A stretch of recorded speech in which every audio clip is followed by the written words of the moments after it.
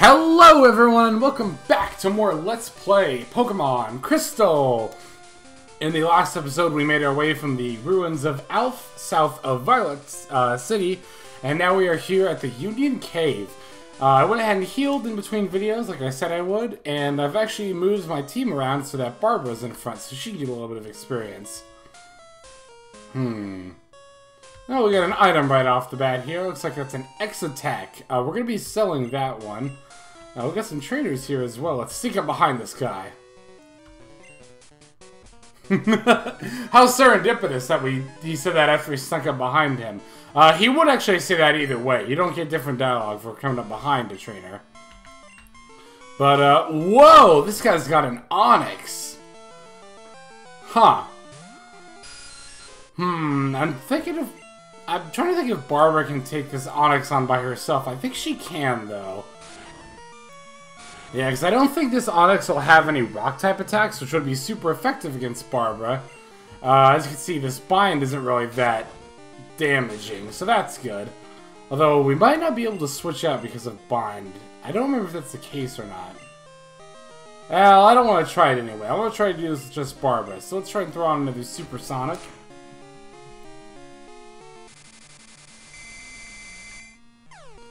Is it closing time? No. No, that's Semi-Sonic. And let's go ahead and use some bite attacks. And this Onix is actually somehow faster than us. I don't really know how that's the case. Maybe bind lowers your speed? Or maybe Onix just is faster. I don't know. I would think Zubat would be faster, but maybe it's not the case. I'm actually not super familiar with Onix's stat spread. I mean, I know it has high defense, like most rock Pokemon do, but maybe it actually has decent speed. As a rule of thumb, most rock Pokemon actually have pretty lousy speed. But maybe Onix is an exception that I'm not aware of. Let's go ahead and use Bite. Oh no, it actually... Wow, Onix actually just does outspeed us. That's pretty unexpected. Well, anyway, let's go ahead and finish this up before we take any more bind damage there. And look at that experience. I'm really glad I ended up not switching out, because it's a pretty good experience for Barbara to get there. But before we move on, I definitely am going to want to go in here and use a potion. Okay. Now that we've done that, let's go ahead and move on here. Looks like we got another hiker here. Yeah, hikers, as you can probably guess, generally use rock-type Pokemon. Although sometimes they will use fighting types as well. Although I don't think we'll see any examples of that until we leave the cave here. In any case, yeah, this guy's got some Geodudes, and I just realized Geodude makes a pretty inappropriate hand gesture there when he does his animation. Well, in any case, let's go ahead and just throw a Bite down. I won't bother with Supersonic since that's at such a low level. And yeah, I'm not worried about these Geodudes either because I know they don't know Rock Throw, well, either. Geodude, I'm pretty sure, learns Rock Throw at level 11, if I remember right. I'm not sure about Onix, though. Like I said, I've never really used an Onix in... Whoa, excuse me. I've never really used an Onix in-game, so I'm not super familiar with their attack list or their stat spread. Geodude I have used once before, though. I've already kind of talked about this, but, you know, Geodude and its evolved form are alright. Unfortunately, like I've said, you can't get Geodude's final form without trading its second form, but, well, its second form is still decent.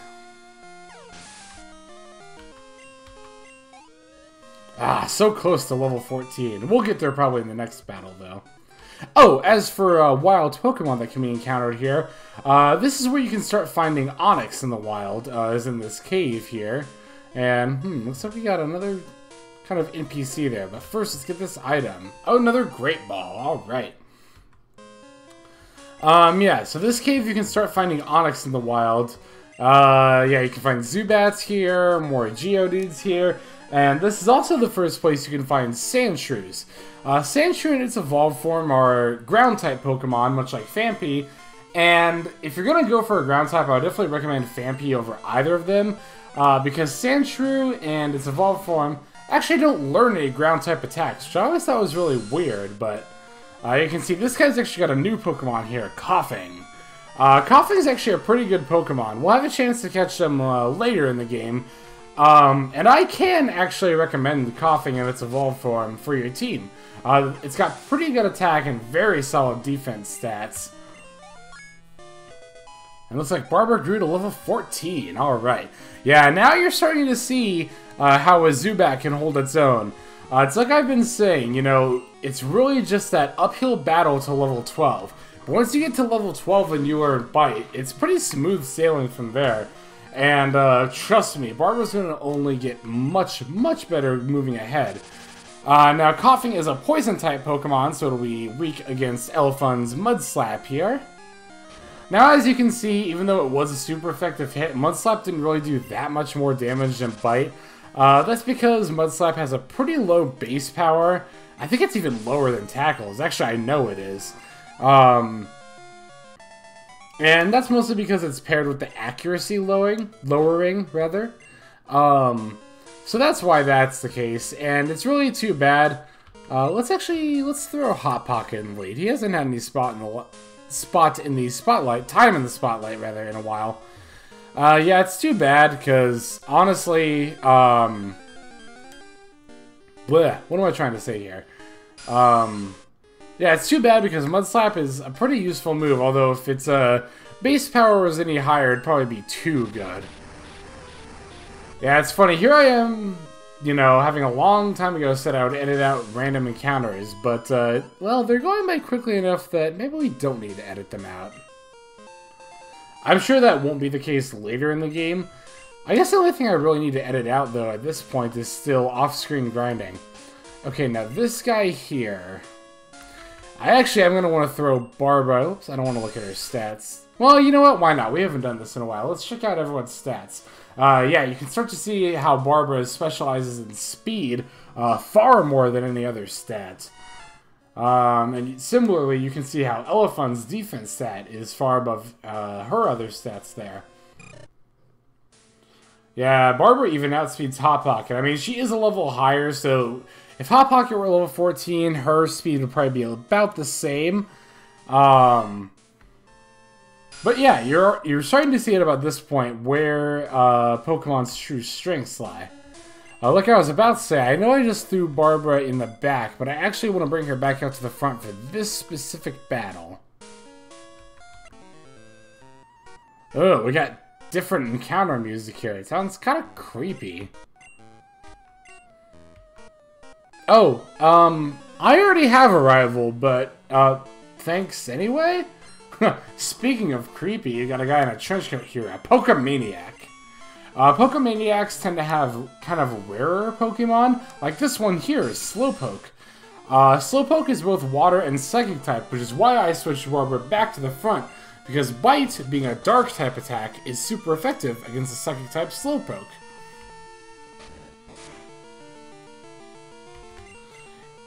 But yeah, like I said, Pokemaniacs tend to have, like, rarer Pokemon, like stuff you wouldn't normally see, especially at the point in the game where you encounter them. But we took care of that Slowpoke pretty easily there. And they give quite a bit of money, too. In any case, let's go ahead and throw a Hot Pocket in the lead again. And let's go ahead and head down this ladder. Now, this is a part of the cave that you're going to want to keep in mind for later in the game. There's not a whole lot we can do down here right now, but a little bit later we're going to be able... Well, actually quite a bit later. We're going to be able to do a bit more down here. Yeah, I'm going to go just run from this battle. It's not worth my time. Oh, come on, game.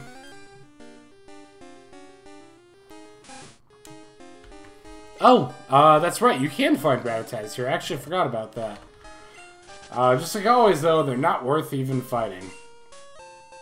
Ooh, a new TM. Yeah, you don't just get them from gym battles. You get them, well, out in the quote-unquote wild, too.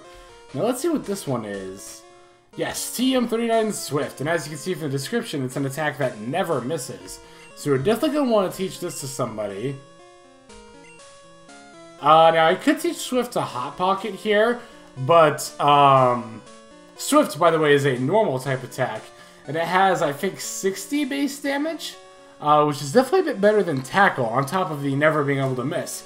Here's the thing, though. Pretty soon here, we're going to actually be teaching Hot Pocket a different normal type attack that will replace Tackle. So, I'm going to give it to Barbara, who can't learn that move that we're going to be using later. It'll also give her a different avenue to attack with, other than just Bite. Furthermore, Hot Pocket will actually naturally learn Swift later on. Now, it won't be until much later in the game, but, well, it's still worth it to teach it to a Pokemon that wouldn't normally be able to learn that move, and whoa! I didn't think I'd actually encounter an Onix down here. They actually do give pretty good experience, so let's go ahead and fight this one. Now, I'm going to be using Ember here, even though Ember isn't very effective. You can actually still see it does pretty decent damage. That's because Ember is a special attack. It uses your special attack stat. Fire-type moves are always special attacks in this game, and Onix has pretty low special defense. In fact, most rock Pokemon do. It's often their worst stat. So even though Ember isn't very effective, it'll still honestly probably deal as much, if not more, damage than a Tackle would. Now here to finish it off, I'll just use Tackle, because Onix doesn't have much HP left anyway. Oh wow, yeah, you see how much less damage that did. Ugh, I hate that sound. Okay, see how it says my defense sharply fell? Basically, the way that stat buffing and lowering moves work in this game is that there are 6 stages of stat buffering, no, not buffering, I was right the first time, stat buffing and lowering. Basically, you can raise or lower a Pokemon's stat up to 6 times before the move becomes ineffective. So if I were to say use Growl against a Pokemon, that lowers its attack, right? If I used it 6 times and then tried to use it a 7th time, I would get a message that says that Pokemon's attack stat won't go any lower. Similarly, if I were to, for example, use Elephant's Defense Curl 6 times, and then tried to use it a 7th time, I would get a message that says Elephant's defense stat won't go any higher. So when a move says that it lowers a stat sharply, or conversely, if it says it increases it sharply, that means it's actually raising or lowering the stat by 2 stages instead of just 1. So Onix's Screech, for example, if you use it 3 times and then tried to use it a 4th, then it would say, hey, that Pokemon's defense won't go any lower. So that's how those work, and that's what the difference is there. Now we got one more trainer to fight here, another Fire Breather by the looks of it. And I think this one is actually going to use a Fire-type Pokemon. Yes, here we have a Vulpix. I don't know if you can find Vulpix in Pokemon Crystal. I know you can find them in Silver. I'm pretty sure they're exclusive to Silver as opposed to Gold. But I'm not aware of Crystal off the top of my head. If you can find them in this game, I don't actually know where you would find them, again, off the top of my head. In Pokemon Silver, though, I'm pretty sure that they would be on Route 36 to the west of Violet City, where we find Growlithe in our game. Growlithe, and again, I'm pretty sure, but not 100% sure of this, I'm pretty sure Growlithe is Gold exclusive and not in Silver. Obviously, it's in Crystal as well, but hey, Hot Pocket grew a level there. Alright. I don't know why he said Flash there. You don't need that in this cave, but... Huh? What's going on? Well, yeah, since Hot Pocket reached level 14, Hot Pocket is now evolving. Ooh, looking a lot cooler there, too, as we evolved from a Cyndaquil into a Quilava.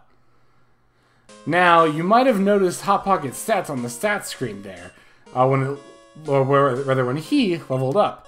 Now, if we look at Hot Pocket's stats now, yeah, you can see they're actually higher than they were even after the level up, and that's because Hot Pocket has evolved. When a Pokemon evolves, not only does it gain a stat increase from the level that it reaches 2 evolution, but also an evolved Pokemon has higher base stats than its unevolved form, which is why you pretty much always want to evolve Pokemon whenever you can.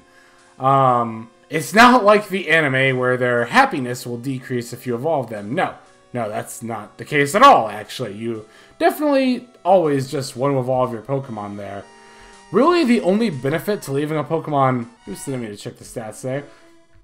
Really, the only benefit to leaving a Pokemon unevolved is that they'll learn moves at a lower level than they would in their evolved forms, but trust me when I say that's really not worth it. You really just want to get those higher stats there. Alright, we got another PlayStation Network Cure, Poison Cure Berry there. And, okay, she's not a trainer. Yeah, if you see NPCs walk on the map, you know they're not trainers. Trainers will always stand still. They might change their position like that guy sporadically did right there, but they won't ever actually walk around. Let's go and talk to this guy. Oh, really? Well, maybe you'd care to use some of that energy in a battle? Looks like that's the case. We got another hiker here. Hiker Anthony. And he's gonna send out a Geodude. Now, against Geodude, we actually do want to use Mud Slap, because believe it or not, Ground is actually super effective against Rock-type Pokemon. Well, okay, I guess that does kind of make sense. I was going to say I don't know why that's the case, but if you think about it, like an earthquake kind of breaks rocks apart, right? So that's probably why Ground is good against Rock. Now, as you can see, that Geodude tried to use Rock Throw against us. Like I said, Geodude learns that at level 11. So, while I was comfortable using Barbara against earlier Geodudes in the cave that were a lower level, I really wouldn't want to use her against that one in particular. Oh, looks like we got a new Pokemon here. This one is Machop, a fighting-type Pokemon. Like I mentioned earlier, some hikers will actually use fighting-type Pokemons in addition to rock or ground-type Pokemon. This being an example of that here. Ooh, Low Kick is a pretty powerful move, and I don't know if this is the case in this game, but I know, at least in future games, Low Kick will actually do more damage to a Pokemon based on the opponent's weight. Now, again, I don't know if they've actually programmed that in this game. This being an earlier generation game, I could see that not being the case. But, yeah, sure, let's go ahead and use more Mud Slaps. Honestly, Tackle would probably do a little bit more damage, but the accuracy lowering is still pretty good here. This Tackle should finish Machop off here. Yep, there we go. And you see, we got a level up. Alright. I was hoping to get my whole party up to level 14 by the end of Union Cave. It looks like that is, in fact, the case. Now, I don't think you find any new wild Pokemon in this route here. Did I get the berry from this tree? I don't think I did. Oh, no, I did. Okay. Oh, right. It was a PSN Network berry. That's right. Now, this grass in this route here, I don't think you find any new wild Pokemon here. I'm pretty sure it's all just stuff we've seen before, so I'm not going to bother looking in there. But now that we've made it out of Union Cave, you see we're here in Azalea Town. Alright. And, whoa, who's this guy? Oh, yeah, I suppose so. What is this place, anyway? Slowpoke Well, huh? Also known as the Rainmaker Well. Oh, really? Huh. Well, that's quite superstitious if you ask me, but okay. Yeah, so Slowpoke, you might remember, is that Pokemon... Oh. Oh, yeah, we did see that in the last episode, didn't we? That guy was asking if we wanted to buy a Slowpoke tail. Yeah, Slowpoke, you might remember, is the Pokemon that Pokemaniac had, actually, back in Union Cave over there. Well, in any case, first things first, we definitely want to heal our Pokemon up here. Alright. Yeah, you see, even though the egg doesn't actually battle, it still counts as one of our party Pokemon, so it still gets put on the machine there. But in any case, let's take a look around town. What's this building here? Ooh, a new Pokemon gym. Alright. Looks like it's a bug-type gym, so let's go ahead and take on the... What? What's this guy doing here? Not especially considering I can't afford one anyway. Can you move so I can get in the gym? Oh yeah, we won't be able to get into the gym straight away here. The charcoal kiln, huh? Let's see what's going on in here. Oh, really? Uh-oh. Oh, yeah, I suppose so. Again, that seems a little superstitious, but... Yeah, I'm sure they're just out playing and nothing else. A Farfetch'd, huh? Well, that's actually a Pokemon I don't think we'll be seeing in this game. Or at least one that we... No, you know what? We can actually catch them in this game. I almost forgot about that. Yes? Huh. To make some balls, huh? Well, they were actually talking about Pokeballs here. There is a guy named Kurt who will make custom Pokeballs. Huh, can cut, in all caps, trees there. Now, remember that for later. If we check out this sign here, this up here is Kurt's house, and looks like he has a berry tree back here. Let's see what kind of berry we get. Oh? Not a berry, but a white apricorn. Well, I wonder what that's all about. Well, we'll see more about that later. In the meantime, let's go ahead and talk to this Kurt and see if he can make more Pokeballs for us. Oh, by the way, don't walk west of here just yet, because you'll trigger an event you don't necessarily want to trigger right now, or at least I don't want to anyway, so I want to be avoiding that part of town for now. Hey, how's it going? By the bad people? Do they mean by those guys dressed in black? Oh, if you wouldn't mind. Oh, okay. Team Rocket. Where have I heard that name before? Oh, they're a gang, huh? Disbanded 3 years ago. Yeah, if you ever hear people referring to 3 years ago, they're talking about the events of the first generation games, Red, Blue, and Yellow. And in that game, the protagonists, well, thwarted Team Rocket, and they supposedly disbanded, but it seems like they are resurfacing. Whoa! Looks like he's pretty eager to go save those Slowpoke. Maybe we should go follow him and make sure he's okay. By the way, in case I didn't show it, yeah, the Pokemart in town is up here. But, well, looks like that guy is gone now. But what awaits us down at the bottom of Slowpoke Well? More Team Rocket members? Can we stop them? Find out next time on Let's Play Pokemon Crystal! This is Xlex, signing out. Have a good day.